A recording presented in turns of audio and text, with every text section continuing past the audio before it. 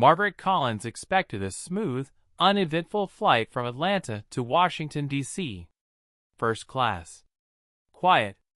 With just enough peace and time to review her talking points for an upcoming address at the National Heritage Business Forum, a conference she had helped found more than 3 decades ago. At 71, Margaret was no stranger to airline travel, boardroom power, or being the only woman in rooms full of suits and strategy. She had long traded the need to impress for the authority of quiet leadership. But that morning, as she stepped onto Flight DL 1986, something in the air snapped taut, like a string pulled too tight, ready to break. In Seat 2A lounged a man in his early 40s, white shirt cufflinks glinting, blonde hair slicked back with calculated flair. His name would be known soon enough, but at that moment, he was just an annoyance. A disruption. A symbol of something that had worn thin on Margaret over a long life of navigating male egos. Without even looking up, the man swirled his wine and sneered. "Ma'am, this isn't your seat. Coach is back there." Margaret didn't flinch. Her voice, soft but immovable, cut through the air like winter wind across the Potomac. "This is my seat." He waved a hand dismissively, not even meeting her eyes, as if her presence was a fly to be swatted away. What he didn't realize, what he didn't care to know, was that Margaret Collins was not simply an elderly woman flying first class. She was the co-founder and chair emeritus of Collins and Wolfe Industries, one of the largest legacy consulting firms on the East Coast. She'd advised 4 U.S. presidents, shaped economic policy during 2 recessions, and had a private letter of appreciation from a Supreme Court justice in her study. But here, on a plane she had paid for, she found herself reduced by a stranger's audacity. The surrounding first-class passengers hushed. Heads turned. Some sympathetic, others uncomfortable, most simply unwilling to step in. A flight attendant froze in place, her face showing the same hesitation Margaret had seen countless times before, when younger women knew what was right, but lacked the confidence or permission to act. Margaret didn't raise her voice. She didn't argue. Instead, she reached slowly into her coat pocket and retrieved her phone, dialing without a single wasted motion. It was a call that would alter the course of the flight and beyond. She'd made this journey countless times. Atlanta to D.C., same flight, same time, same routine. But as she walked down the jet bridge that morning, something in her gut told her that this day would ask more of her than most. Her steps were steady, her back straight despite the arthritis that had crept in over the years. She passed the curtain dividing coach from first class with the quiet pride of someone who knew she belonged there, and always had. And then came Seat 2A. Her seat. And him. He looked up this time, slowly, deliberately, with the bored arrogance of someone certain of his own superiority. "Coach is back there," he repeated. Margaret tilted her head slightly, as though to inspect a piece of art she found distasteful. "No. This is my seat. 2A. The man laughed, mocking, theatrical. "You must be confused. I'm a platinum member. I always sit here," passengers murmured. Some peered over the rims of their coffee cups, others peeked through half-lowered newspapers. But nobody said a word. The young flight attendant stepped forward again, uncertain. "Sir, could I please see your boarding pass?" "I'm not mistaken," the man snapped, loud enough for the whole cabin to hear. "Check again. I sit here every week." Margaret didn't blink. She'd heard louder. She faced more threatening tones in Senate hearings and shareholder revolts. What bothered her wasn't his volume. It was his entitlement. "This is my seat," she repeated again. Calm. Clear. Controlled. But his eyes were already back on his wine, treating her like background noise. Margaret took out her phone again, this time texting her longtime aide, Jonathan Reeves, on DL 1986. "Seat conflict. Need resolution. Please act quietly but swiftly. She kept her posture straight, her coat folded neatly over her arm, her handbag on her wrist. She wouldn't sit down until he stood up. Not because of pride, but principle. The flight attendant tried again, her voice polite but firmer now. Sir, our manifest shows this seat belongs to Miss Collins. Can you please double-check your boarding pass? He leaned back in the seat and scoffed. Do you even know who I am? Margaret inhaled slowly through her nose. The man's words, his posture, his refusal to move, none of it surprised her. In boardrooms, in interviews, in even polite conversation, she had long faced this kind of pushback from men who thought seniority meant being male and loud. But this wasn't a meeting or a debate. This was a line in the sand. One she would not step back from. She didn't want to make a scene. But she also would not allow herself to be erased. Across the aisle, an older couple exchanged glances. The wife leaned in and whispered, Did you hear what he said to her? That's disgraceful. Her husband shifted uncomfortably, saying nothing. Margaret remained still. Her silence now had weight. Each second she stood there, unflinching, was an indictment of the man's behavior. A reminder that presence, true presence, does not require shouting. It requires unbreakable dignity. And Margaret Collins had that in abundance. The stillness in first class hung like fog.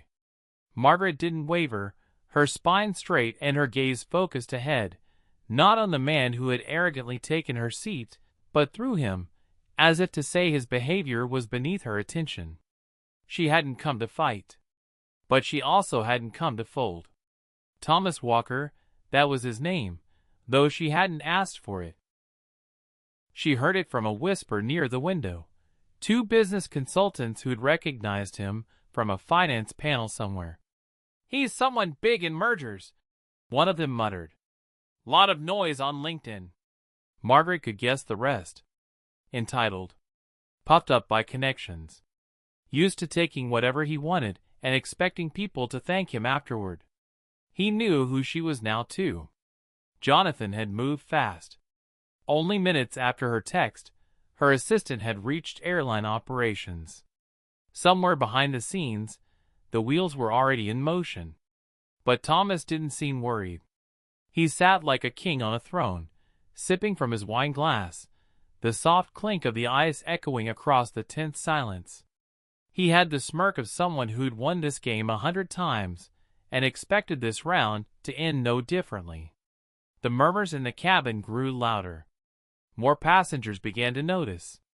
One young woman in business casual sat up straighter and turned her phone, discreetly recording. Another man near the aisle leaned slightly, listening more intently now. Margaret caught it all in her periphery, but she didn't flinch. A young flight attendant returned again, visibly nervous. Mr. Walker, please. I'm kindly asking you to double-check your boarding pass. The manifest confirms the seat is reserved for Miss Collins. I am Mr. Walker, he said slowly, like he was talking to a child. I'm a platinum member. Do you see the suit? Do you think I'm the kind of man who ends up in coach? His tone was sugar-laced venom, and every syllable dripped arrogance. Then, in a move clearly designed to assert dominance, he pulled his phone from his jacket and pretended to scroll as if the conversation, and Margaret herself, were no longer worth his time. It was laughable, in a pathetic sort of way. But no one was laughing. Margaret felt the rising tide of discomfort in the cabin, like static before a storm. Every passenger was watching now, some stunned, others shifting with visible unease.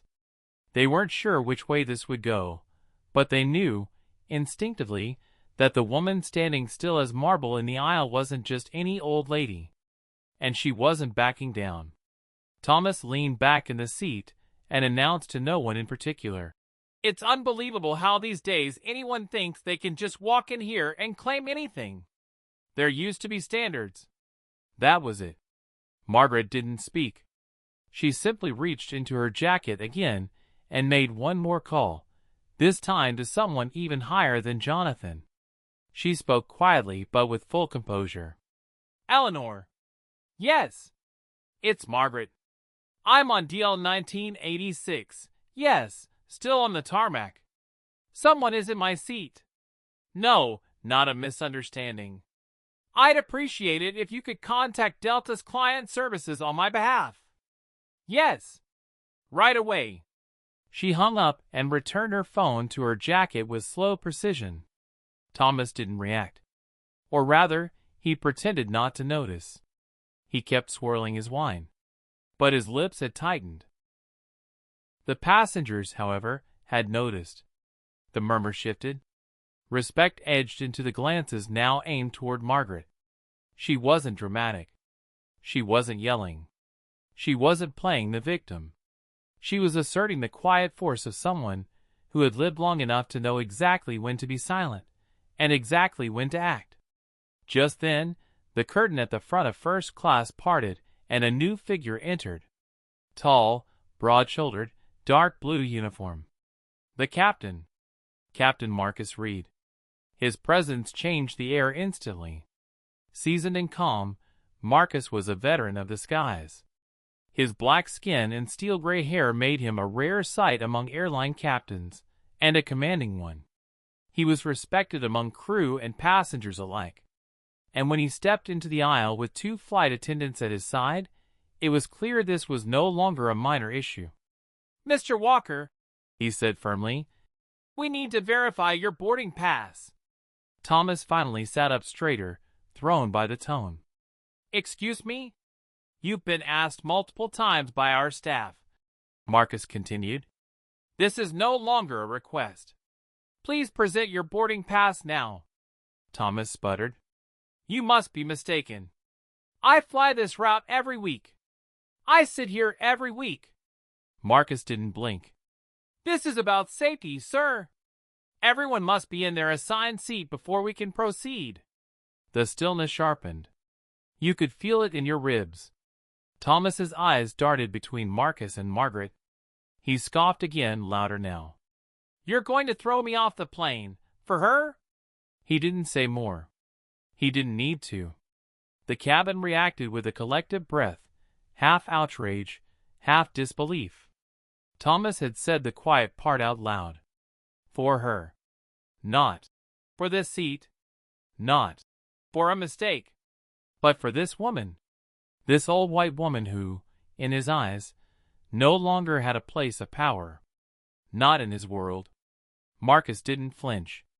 His voice remained smooth, clipped, absolute. "This flight will not depart until every passenger is seated correctly. Mr. Walker, you have one more opportunity to cooperate." Thomas sat frozen. Then, slowly, his mask of calm started to crack. Margaret didn't look at him. She simply stood, poised and unbothered, the embodiment of everything he could never be. And the rest of the cabin waited for what would come next. The moment Thomas Walker's bravado began to wane, the cabin seemed to hold its breath. His face flushed red, but not with embarrassment. No, it was pride unraveling, shame laced with fury. The muscles in his jaw twitched as if he were biting down 1,000 insults. But everyone saw it. The shift. He was no longer in control. Captain Marcus Reed remained still, his presence quiet but unyielding. It was the kind of calm that didn't ask for respect, it demanded it.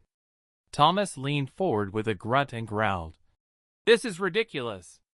She's making a scene over a damn seat. You're going to delay everyone's flight because some old woman thinks she deserves special treatment?" A collective gasp ran down the rows of first class like a wave. Several people turned fully in their seats now, no longer pretending not to listen. One woman clutched her pearls, not in dramatics, but in disbelief. Another man near the front audibly scoffed and shook his head. Someone at the back muttered, "You've got to be kidding me." Still, Margaret said nothing. She didn't need to. Captain Reed narrowed his eyes, then spoke, each word carefully measured. "Mr. Walker, You've been given several chances to resolve this quietly and respectfully. You've chosen otherwise. We will now proceed with security protocol." Just as he finished, 2 uniformed airport security officers appeared behind him. Their steps were firm, purposeful, not rushed. They didn't need to hurry. Thomas had already lost. Thomas stood abruptly, wine sloshing over the rim of his glass and onto the floor. He didn't notice. "You think you can treat me like this? Do you know how much money I've poured into this airline? How many executives I know personally?" He jabbed a finger toward Margaret. "This is what you reward. Some old hag pretending to be important?" Now the air turned thick. Even passengers who had remained silent earlier were no longer able to stay neutral. Audible disapproval rumbled through the cabin. The quietest voices weren't so quiet anymore. A man in the third row stood slightly and said, "That's enough." Margaret still didn't move. Her expression remained placid, like carved stone. But something deeper simmered beneath it, an old, familiar pain that had nothing to do with this man in front of her.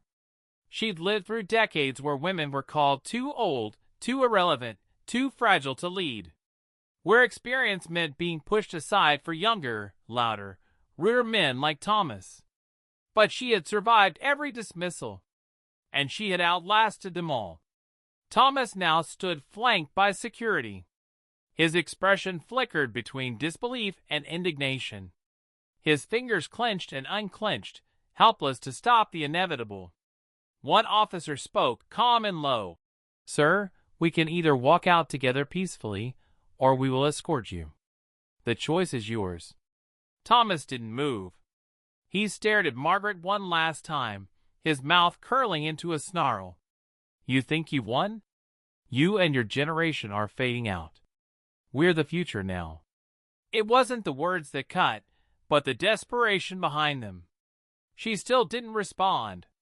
Her silence, regal and poised, said more than any retort ever could. He stormed off. His steps were heavy, angry, almost clumsy. One of the security officers stayed behind briefly to apologize to Margaret. She offered a polite nod and a soft, "Thank you." The cabin door closed again with a muted thud. The air seemed to exhale. Passengers turned back in their seats, but their expressions were different now. No more discomfort. No more hesitation. Just awe and respect. A few nodded at Margaret, silently affirming her quiet strength. One woman mouthed, "Thank you." The young flight attendant returned, visibly shaken but grateful. "We're terribly sorry, ma'am. Is there anything I can get you before we take off?" Margaret gave a gentle smile.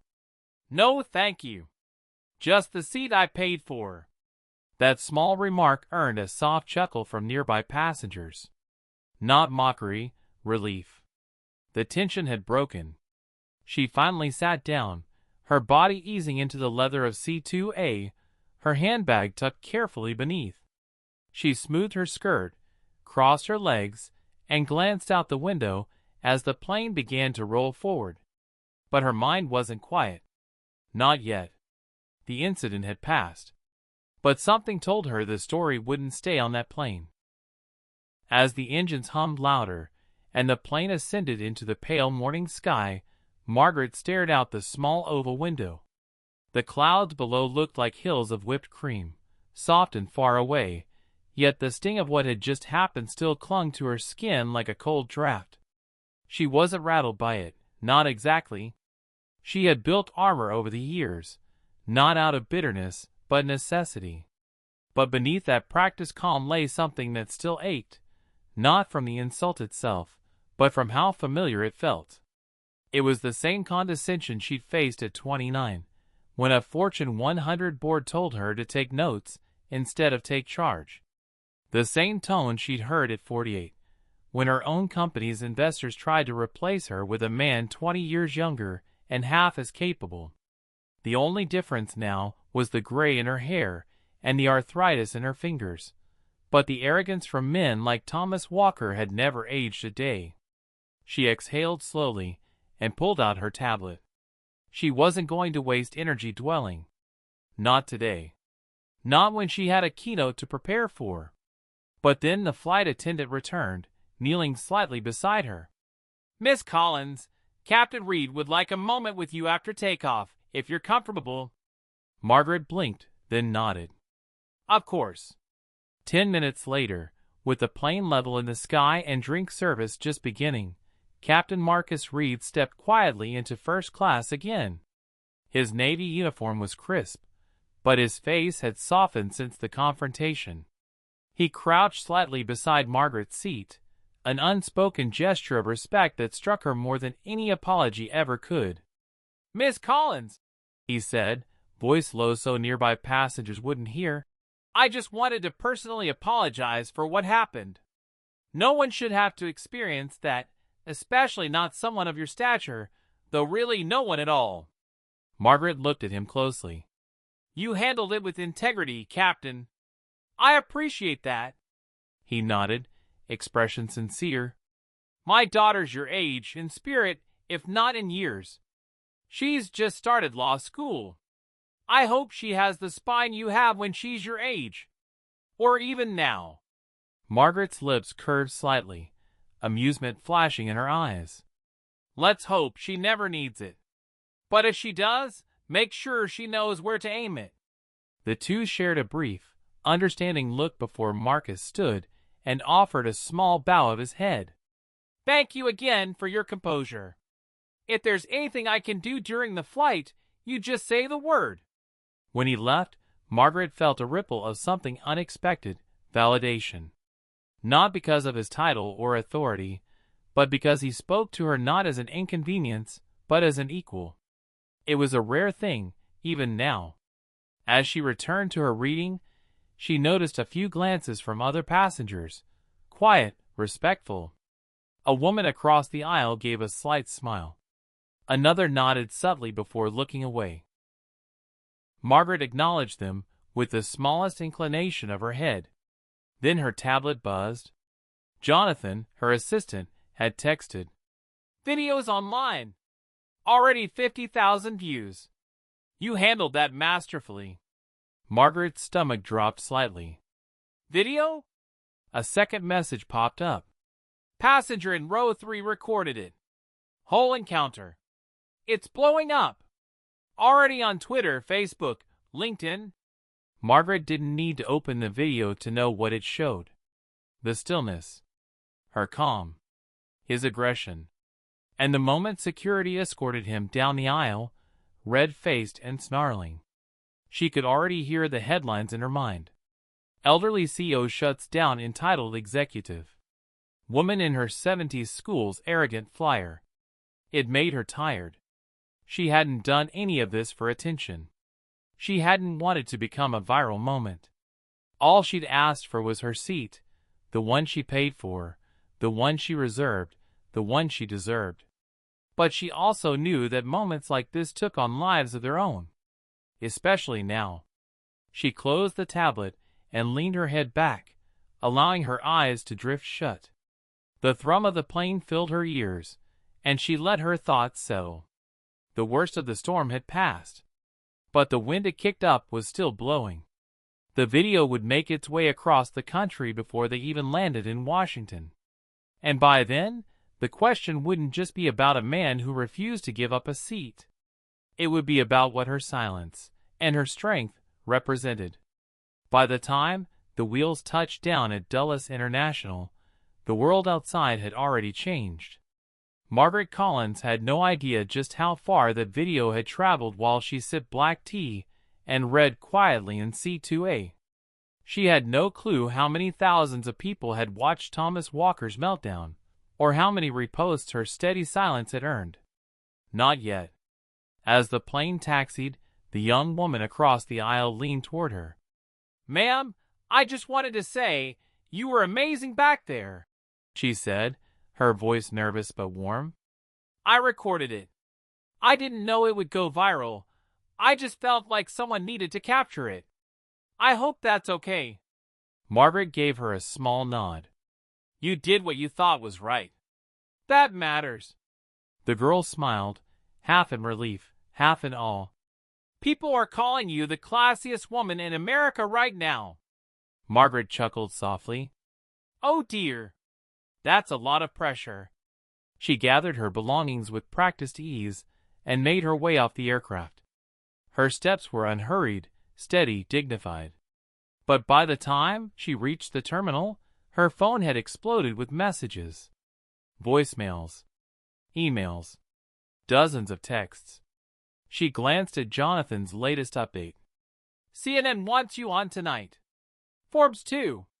You're trending on every platform." Another message followed. "His name is public now. Thomas Walker, CEO of Redwell Partners. His board is panicking." Margaret sighed and sat down on a bench near baggage claim. She opened Twitter. Not something she often did, and there it was, the video. 2.4 million views. The title read, "CEO tries to steal first-class seat from 71-year-old woman. Regret follows fast." She watched it once, quietly. There she was, standing calm, quiet, unmoved, while Thomas ranted and waved his arms. There was Captain Reed arriving with the steely certainty of someone who had faced bigger emergencies than entitled men. There was security escorting Thomas off the plane. And there she was again, finally sitting, composed, dignified, untouched. Thousands of comments flooded beneath the post. "This woman is the definition of grace under fire. I hope to be this composed at 71. Hell, even now. That guy's career is over. Good riddance." Some went deeper. "Why do people assume older women don't belong in places of power? This is how society treats aging professionals, with contempt. Until we clap back." The video had become more than just a flight incident. It had turned into a conversation about respect, about ageism, about the quiet power of refusing to be dismissed. Margaret closed the app and tucked her phone away. Her ride arrived minutes later, a sleek black sedan sent by the conference organizers. The driver greeted her with barely concealed excitement. "Ma'am, the hotel's waiting. They said you've become the biggest news item of the day. I'd hoped to keep a low profile," she said, smiling faintly as she settled into the back seat. At the hotel, the staff greeted her like royalty. Hands clasped, back straight. Her suite had been upgraded. A handwritten note from the general manager rested on the table. "Your grace and strength have inspired us all." Margaret didn't revel in the attention, but she appreciated the message. Later that evening, she sat alone by the window, the lights of Washington flickering like embers beneath her. She nursed a glass of scotch, the only indulgence she allowed herself on the road. Her phone buzzed again. It was Richard Anderson, CEO of the airline. He rarely reached out directly. They'd crossed paths before, at a few charity fundraisers and industry events. But this time his voice was less polished, more earnest. "Margaret, I owe you a deep apology. What happened on that flight was unacceptable, and it shouldn't have happened to anyone, let alone someone of your stature. It happens all the time," she replied, her tone neutral. "Just not always on camera." "I know. Which is why we're not just apologizing. We're taking action. We've already suspended his flight privileges, and we're reviewing our training and escalation protocols. But I wanted to ask, would you consider helping us? Advising, even temporarily, on how to build better systems?" Margaret paused. "You're not doing this because I went viral, are you?" "No," he said after a beat. "I'm doing this because your silence spoke louder than any PR campaign we could launch. And because people listened." She considered for a moment, then said quietly, "All right. But I won't sugarcoat anything. I wouldn't ask you to." After the call, she returned to her seat by the window. Outside, the monuments stood stoic and tall, silent reminders of struggle, legacy, and quiet battles fought by those who came before. For the first time that day, Margaret let herself exhale, not from relief, but from knowing that perhaps, in some small way, her refusal to move had moved something else. By morning, the story had become inescapable. Margaret's name appeared in every headline, in every language, from morning cable talk shows to the front pages of national newspapers. The Washington Post described her as a symbol of resilience in a world that too often underestimates seasoned voices. The Wall Street Journal took a sharper angle. Ageism in the air, when experience meets arrogance at 30,000 feet. Social media had crowned her with a dozen titles: First Class Grandma, the Iron Lady of C2A, the last grown-up in the room. Margaret wasn't amused, but she wasn't irritated either. She simply didn't care for sensationalism. Her intention had never been to become a figurehead, and she disliked the suggestion that her actions were extraordinary. What she had done, stand firm, demand her due, refuse to move, should not have been remarkable. And that was the real problem. At the conference, when she entered the ballroom to deliver her keynote, hundreds of eyes turned to her, not because she was a speaker, but because she was the speaker now. The woman who had become a living metaphor for dignity, restraint, and quiet strength. She took the stage with her usual poise, clad in a tailored navy suit and her trademark silk scarf. She adjusted the microphone herself and waited for silence to fall. It came swiftly. When she spoke, her voice was measured, slow, and deep with timer and authority. I had planned to speak to you this morning about legacy, longevity, and responsible leadership in modern business. She began, and I still will. But after this week, I think it's necessary to begin somewhere more personal. The crowd leaned in, silent. Yesterday morning, I was asked to move from a seat I had reserved and paid for, because a man who assumed power could override process. He didn't ask, he declared, and he believed I would go quietly. She paused. I did not. The room erupted in soft applause. Margaret raised a hand gently to calm it. I did not stand my ground because I wanted to prove something. I did it because I had to. Not for the sake of the seat. Not even for myself. But because every time someone quietly endures disrespect, the line of what's acceptable shifts. And we lose something we cannot afford to give up, our collective dignity. She held their gaze. Leadership, she said, is not defined by volume. It is defined by values. It's not the loudest person in the room who holds the most power. It's the one who understands the responsibility that comes with it. By the time she stepped off the stage, the audience stood in a full ovation. Not out of obligation, but out of reverence. Later, as she navigated the conference corridors, industry titans and junior professionals alike approached her, not just for autographs or photos, but to tell her what her silence had meant. An executive assistant whispered, "My mother saw the video and cried." A CEO murmured, "That man reminded me of people I hired. That's going to change." Margaret listened, accepted the words with grace, but never allowed herself to get swept into the storm of adoration. She hadn't done this for applause. She hadn't done it at all, really. She'd simply refused to be erased. Meanwhile, back at Thomas Walker's world, the walls were crumbling. His company issued a bland statement, calling his actions deeply disappointing, and promising a thorough internal review. But it wasn't enough. Former employees surfaced with stories. A junior analyst he'd mocked for wearing flats, a pregnant associate he'd pushed out of a promotion pipeline. One ex-colleague tweeted, "He's been like this for years. People just stopped fighting him." Now they were fighting back. Redwell Partners placed him on indefinite leave. Clients began to withdraw. Stock dipped slightly, not a collapse, but a tremor. Enough to suggest reputational risk. Thomas himself had gone dark. No posts. No interviews. No statements. He had disappeared behind a silence far different from Margaret's. Hers was earned, powerful. His was the silence of a man watching his illusion of invincibility evaporate. Margaret watched all of this from a distance. She didn't gloat, but neither did she offer sympathy. When a journalist called and asked, "Do you feel sorry for him at all?" she paused, then said simply, "I don't feel sorry for consequences." The days that followed were a whirlwind.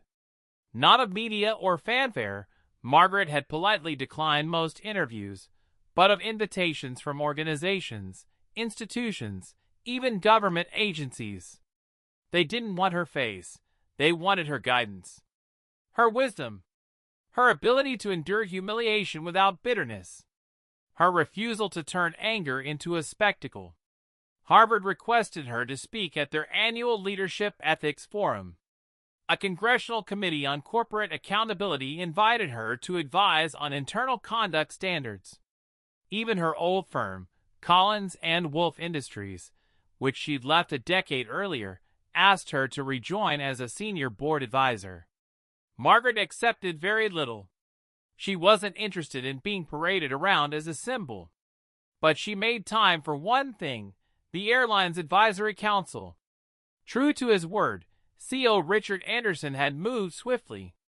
The council was real, diverse, and had teeth. They weren't asking for performative feedback. They were creating policy.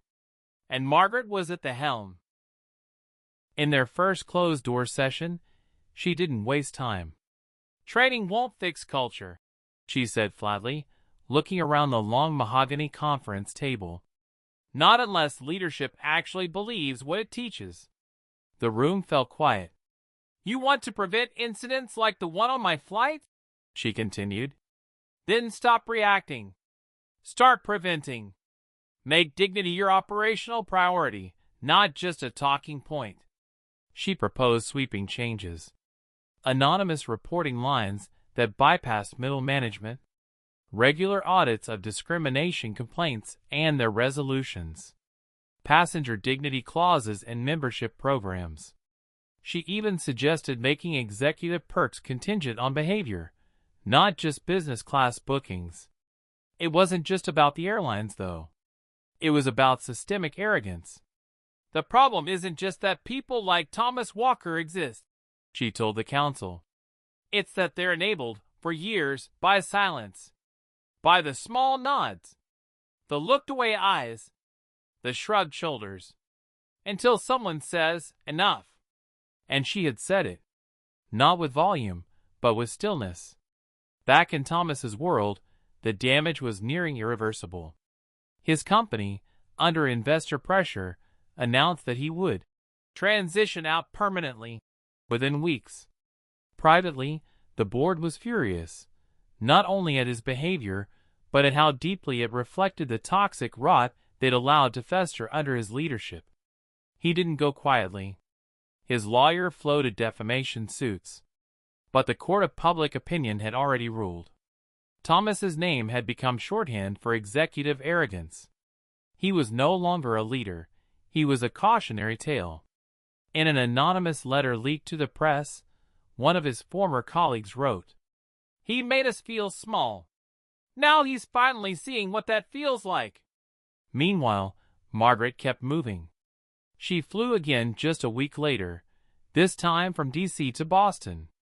As she stepped onto the plane, passengers recognized her immediately. Some tried not to stare. Others offered brief, respectful nods. She made her way to first class. Seat 1A this time. And when she reached it, it was empty, clean, waiting, hers. The flight attendant greeted her like an old friend. "Welcome back, Miss Collins. We've been expecting you." Margaret smiled, warm and brief. "Thank you. I'm glad to be here." She sat, buckled her belt, and exhaled. Outside the window, the sky was overcast, but calm. A far cry from the storm she'd weathered the week before. She didn't consider herself a hero. Heroes were people who chose risk, who sought to fight. Margaret hadn't chosen any of this. She'd simply refused to move. But that refusal had become something larger. It had started a conversation that couldn't be ignored. One that would ripple through corporate offices, boardrooms, airports, classrooms, and most importantly, homes, where daughters and granddaughters, sisters and wives, would finally see what strength looked like in someone who looked like them. Margaret leaned back as the engines began to hum, and she allowed herself a moment of peace. Not satisfaction. Peace. A few weeks later, Margaret found herself on yet another flight, this time from New York back to Atlanta. The skies were clear, the air warm, and everything about the day felt still, as if the world had taken a breath and held it just for her. She moved down the jet bridge slowly, not from weakness, but from the kind of deliberate grace only time can teach. The flight attendant at the door welcomed her, with a look that was half professionalism, half admiration. As she stepped into the cabin, a small moment caught her eye. Near the front of first class stood a young woman, perhaps in her early 30s, with a toddler on one hip and a laptop bag slung over her shoulder. Her face was pinched with anxiety as she double-checked her seat assignment.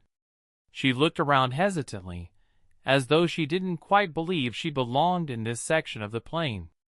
Her eyes landed on Margaret. Margaret gave her the smallest nod. A gentle, knowing smile. And just like that, the young woman's shoulders dropped. She smiled back, then guided her child to their seat without another second of hesitation. Margaret took her own seat, 2A again fittingly. She adjusted her coat, settled her bag, and gazed out the window at the world rolling slowly past.